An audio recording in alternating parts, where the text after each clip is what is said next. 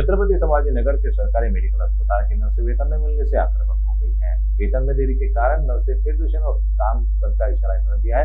अगर ऐसा होता है तो अस्पताल की 1300 नर्स आंदोलन पर चली जाएगी, जिससे व्यवस्था चरमराने की संभावना व्यक्त की जा रही है। सरकारची आतापर्यंत कुठलेही प्रॉब्लेम आलेले नाहीत, परंतु यावेळेस आपण जे म्हणालो की रिक्त पद जे भरलेले आहेत आपण, तर ते रिक्त पद भरल्यामुळं मग आपल्याला वेतनासाठी थोडासा निधी कमी पडलेला आहे, परंतु वरिष्ठ स्तरावर लवकरात लवकर म्हणजे आज दुपारपर्यंत देतील असं मला कळवण्यात आलं. तुम्ही चिठ्ठीमुक्त घाटी केली आहे, त्याचप्रमाणे आता सर्व जे कर्मचारीपासून तर अधिकाऱ्यापर्यंत सर्वांची पगार एकाच दिवशी एकाच सोबत व्हावी अशी अपेक्षा या ठिकाणी व्यक्त करतात. हो बरोबर आहे. आम्ही सर्वांचेच पगार 1 तारीख ते 5 तारखेच्या दरम्यान दर महिन्यात करतोच.